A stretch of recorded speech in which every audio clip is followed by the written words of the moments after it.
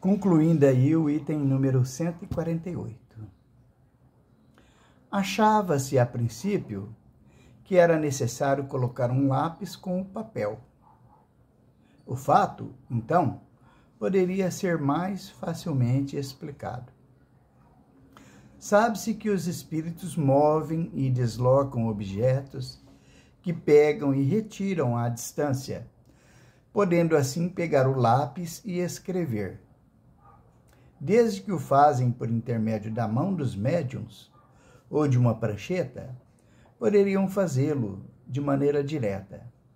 Mas logo se verificou que a presença do lápis era desnecessária, que bastava um simples pedaço de papel dobrado ou não, para em breves minutos aparecerem as letras. Com isso, o fenômeno mudou completamente de aspecto e nos lançou em outra ordem de ideias. As letras são escritas com uma certa substância, e desde que não se forneceu ao espírito nenhuma substância, ele a teve de produzir, de compô-la por si mesmo. De onde a tirou? Esse é o problema. Reportando-nos às explicações do capítulo 8º, que é Laboratório do Mundo Invisível, os itens 127 e 128, encontraremos a teoria completa desse fenômeno. O espírito não se serve de substâncias e instrumentos nossos. Ele mesmo os produz, tirando seus materiais do elemento primitivo universal, que submete, por sua vontade, às modificações necessárias para atingir o efeito desejado. Assim, tanto pode produzir a grafite do lápis vermelho, a tinta da impressão tipográfica ou a tinta comum de escrever, como a do lápis preto e até mesmo caracteres tipográficos suficientemente duros para deixarem no papel o rebaixo da impressão, como tivemos a ocasião de ver. Tem uma nota do rodapé aqui que o Herculano diz assim: curioso caso de impressão tipográfica direta vem relatado no volume 3º da Revista Espírita, tendo o espírito ordenado a queima do papel assim impresso e a colocação de outro no lugar em que se obtivera o fenômeno. Obedecido, produziu de novo o mesmo efeito e em condições que excluem a menor suposição de fraude. Esses fenômenos são considerados absurdos por aqueles que jamais os obtiveram. Mas basta essa condição negativa para invalidar as suas opiniões? A pesquisa espírita e metapsíquica posterior a Kardec tem comprovado os fatos. Concluindo o texto, a filha de um nosso conhecido, menina de 12 a 13 anos, obteve páginas semelhantes ao pastel.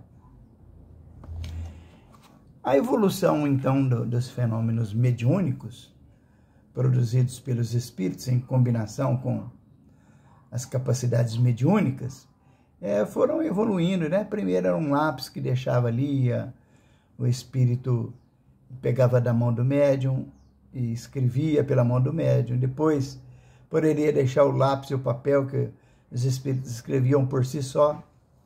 E mais tarde comprovou-se que não era necessário nem o lápis ou a caneta, seja lá o que for, para escrever. Que os espíritos se valiam dos recursos que eles possuem na espiritualidade, e com conhecimentos que eles possuem, eles modificam o fluido cósmico universal e produzem a tinta de canetas, elementos tipográficos e também o grafite do lápis. Eles reproduzem facilmente, com a rapidez do pensamento, e escrevem o que querem, né? O Herculano colocou aqui essa menção à Revista Espírita, quando então é relatado um fato em que o espírito produziu um texto através da escrita direta e depois, certamente, por alguma razão, ou ficou precisando de alguma correção, ele promoveu a queima daquele papel e colocou outro no lugar.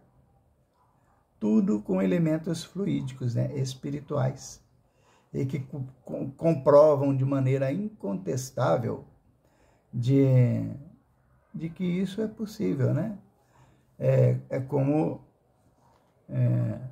nós conhecemos aí pelos pensadores, né?